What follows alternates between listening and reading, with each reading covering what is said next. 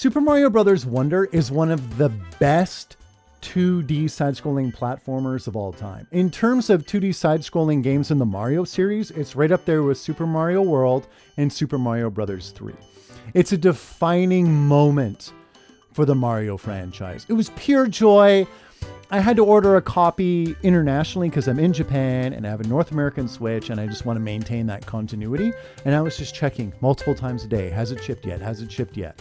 Because I just needed a fun game in my life.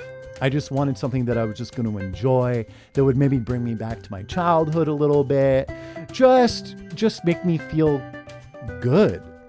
And that's what this game did. It lived up to those lofty expectations I placed on it. As soon as I saw the game, I was hooked immediately. The art style totally captured my attention. And part of the reason for that is it very much looks like maybe what concept art would look like for a game.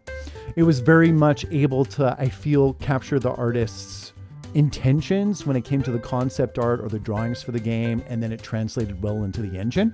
And from what I've read, that's very much the case. They've wanted, for a long time, and I think this happens to a lot of games, they want to take the artist's interpretation of the gameplay or the storyboards, the concept art or what have you, and transition it in to the graphics, the actual game itself. But sometimes this works, sometimes it doesn't, right? And in Mario, they very much wanted to do that for a while. And this game, I guess maybe they just had the technical know-how or the hardware to finally be able to do it. And man, does it rock. I wish more games could do that. There's some games out there where I see the concept art or the character art or whatever, then I see the actual game and I'm like, God damn it. I'm like, maybe this was an intentional, maybe they just couldn't do it, but I've definitely been remiss more than a few times that art style and gameplay don't always match. But this game, it just looks freaking amazing. It looks so good, in fact, that I was pretty much stopping and admiring everything in the game. I'd stop and admire the backgrounds. I'd stop and admire the levels themselves. I'd stop and admire how Mario would transform with his various power-ups and do a bit of a flourish. Like everything looks so good. Even the goddamn pause screen, just how that UI looked, it's so clean, everything pops, everything's well positioned. Oh my God, they knew exactly what they were doing with this game. And yes, it's got great Mario gameplay. All the levels are fun. Everything's got a theme. There's always something new every time you go into a different level, whether it's enemies or environmental hazards to avoid, what have you. But without question, for me, the Wonder Flower.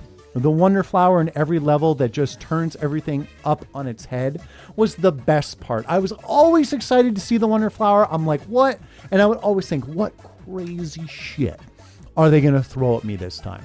Sometimes it was hard, sometimes it was easy, but it was always enjoyable. Hands down the best part for me. And I almost want to say the crazier it was, the better it was.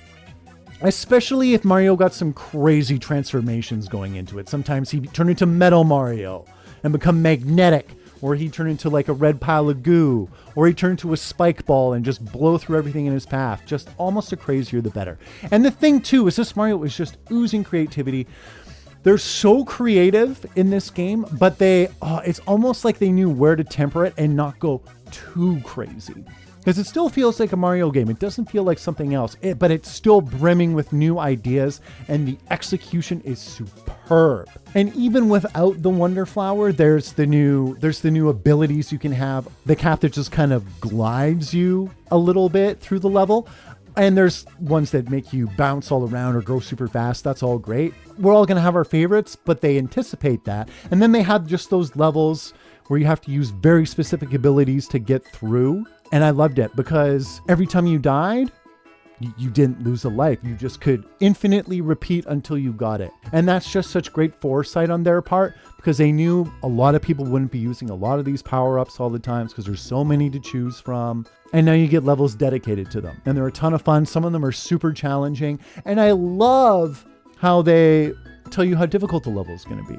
For my playthrough, I did anything from 1 to 4 stars. All the 5-star stuff I left till the very end of the game when I had finished it completely. And such a good call on my part, I think, because I just straight up wasn't good enough really yet to tackle those levels until I was further in the game, because it's just been a while since I played a platformer. So that was genius. I love that. So people can kind of pick and choose what they're ready to tackle, and they're not getting spikes in difficulty all of a sudden. They know exactly what's coming their way, more or less. And the bosses are even a little bit more difficult in this game too, but not in a crazy way. Instead of the stereotypical 3 hits, they take 4.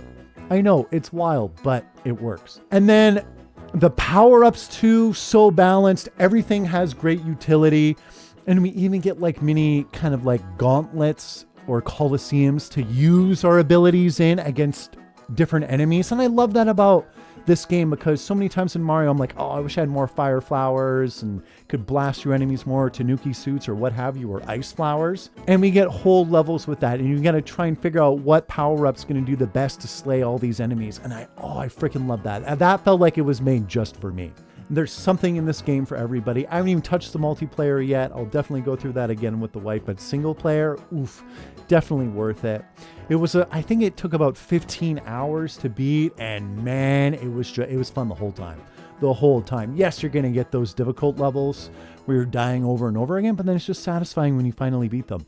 And nothing's impossible. You just need to approach things maybe in a different way, but eventually you'll get it. I think the only thing I actually, maybe, I wouldn't even say disliked, but the only thing I tweaked in this game, because I wasn't really feeling it, was the flowers that would talk. I found sometimes they would just kind of take me out of the moment, take me out of the Mario experience. And as much as I'm gushing about all the creativity in this game, that was one thing where I'm like, ooh, this is making the game feel a bit less like a Mario title. So I turned those off. I'll definitely go through the game again later with the flowers actually talking, because some of them were a little bit funny and I did find them somewhat charming, but it was just kind of taking me out of the experience. So there's an option for that. You can turn it off. It's no big issue. So this is, I would say without question, this is a must-have for any owner of a Nintendo Switch. Yes, it's maybe not the longest game, but it's still way longer than the earlier Mario side-scrolling platformers. And there's a lot of replay value here too, because it's just such an enjoyable title. I don't know about you, but for me, I always go back to the older Mario games. They're so replayable. Even if you know them in and out, they're just a lot of fun to play.